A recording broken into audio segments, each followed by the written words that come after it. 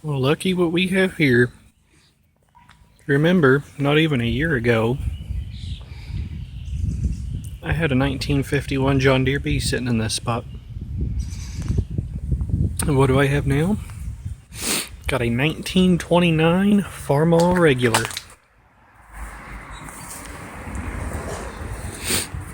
The guy I just bought it from, he tried doing some work to it. If you're getting this on Facebook, you've seen the picture where it's still complete. And it's still complete. Got all the parts in here for it. You know, small parts, manifold. Gas tank is actually in good shape. Tires aren't. That one was holding air and then it popped while we were trying to load it up with a come along today. Yeah, popped. This one's been shot. Fronts hold air, but they're going to either get replaced or replaced with steel.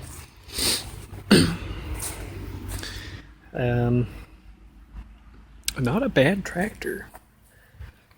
I don't know if you guys can see in there or not. The cylinders are in.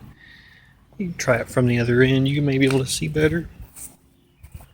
Cylinders are in great shape. I mean, gosh, they're in great shape. And it's free. Let's see if I can't. I think it might be in gear. Transmission is very tight. There we go. Just kind of throw me for a loop.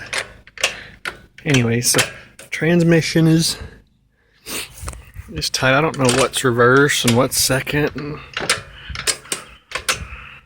But I mean, it's there. This is actually. There we go.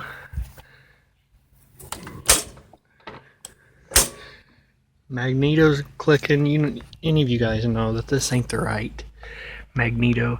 This is a Fairbanks Morse. And I need what? What is that, an E4A? I don't even know who makes that.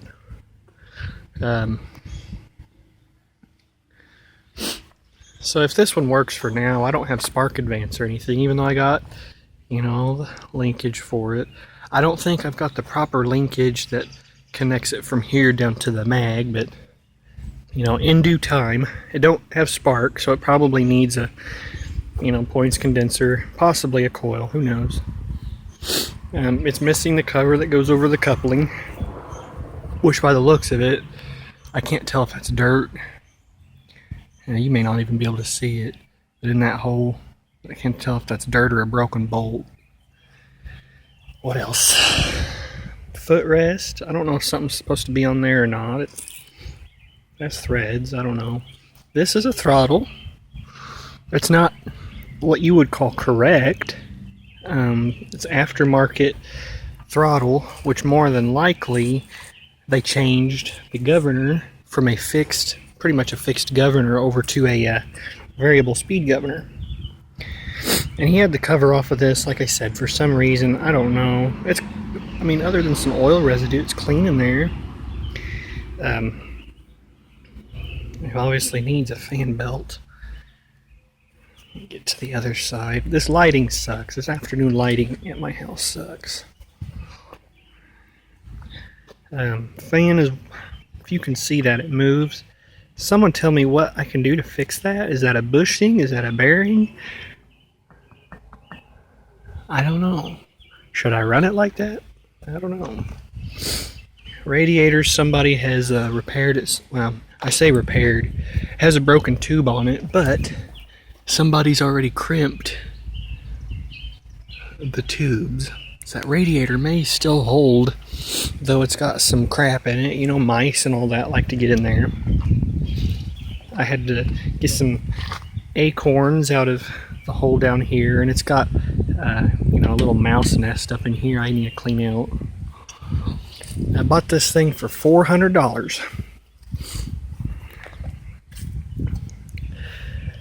See if I can't take these off and let you guys have a gander in there.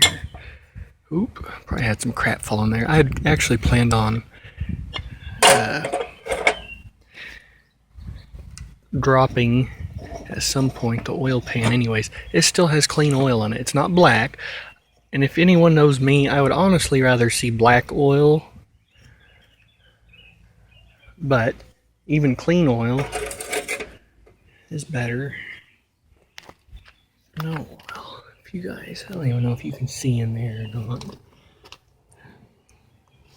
not. Brian had me knock. Not knock, I'm sorry, rock the, I don't know what you want to call it. I'm sorry, I can't think. Belt pulley around to check clearances. He said there might be a little bit of play in number 2. But as you know, these are shimmed Babbitt bearings. Cam looks good. I mean, it looks good in there. It's not seized. So I changed the oil on her.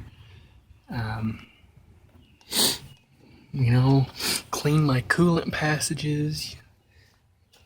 You can tell in there. It's calcium buildup. I don't have the head right now. The head I have sent off. Honestly, I think the head is the worst thing on this thing. The sun is hot. I'm starting to burn. As you can see, she's got cutoffs. I like the look of the cutoffs. But man, I'm not looking forward to replacing this rubber if I go that route. These are 36-inch tires. These are actually Goodrich Silvers. What, Silvertowns? So, clutch work is actually not seized. We were actually using the clutch. It engages and disengages fine. The brakes are free. The brakes do work. Surprisingly, I know.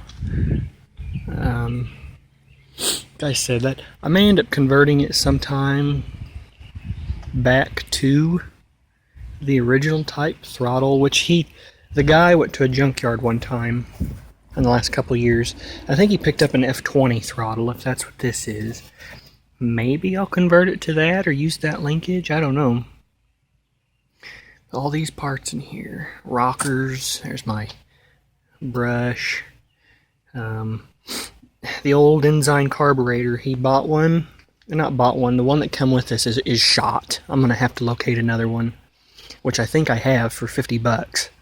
But he found a parts one that might, either the parts are still good on it, or I may actually look into it deeper, and if I can figure out how it goes together, the parts one may end up being good. So, it amazes me that these things were, what, like 20 horsepower? For as big a tractor as this is, and still a 2-bottom tractor? Oh no, that just amazes me. I can't get the cup off. It is rotten on the bottom. So I haven't yet seen the condition of that. I hear that these are usually all banged up, and it looks like it's had some repair done, but it looks like it's not a bad repair. The governor, there's their governor arm. It seems to move. Can anyone tell me if this has been converted or not? Seems like that should be a heavier spring. I don't know. Maybe that's just me. You know, she got a little bit of green on her, but like I said, $400. I'm gonna put her back together after I get the head and get the mag working, get the carb working. We're gonna see if she's gonna fire and run. I'm a little nervous with being hand crank and not knowing if that magneto's timed right or not, but I guess we'll have to wait and see, huh? I may end up pull starting her. Oil pump does work. As I was spinning it over, he was watching it, and oil was coming out and dripped all over there. So that's a plus. I don't know. Somebody tell me if you want anything I need to know. This is a new one for me. The serial number, the tag is missing, as you can clearly see on the toolbox. But if this is the right number, You probably can't read it. 67337. I think that puts it somewhere around July of 1929. But if anybody, notices anything or tells me what's supposed to be correct on this thing, by all means, let me know. I haven't uploaded it yet, or I may have by the time you get to this, but I posted a video, or I took a video yesterday of the Super H, and I was actually feeling pretty bummed out. I was like, man, I shouldn't have bought this thing. This thing's going to take a crap ton of money. Should have waited on it. But then I had Brian come out and look at it and help me haul it, and he's actually pretty excited for me about it. He's like, yeah, I think you did really good at $400. It's free.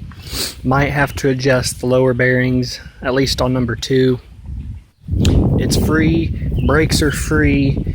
The PTO is engaging and disengaging properly. The transmission is tight and moves properly.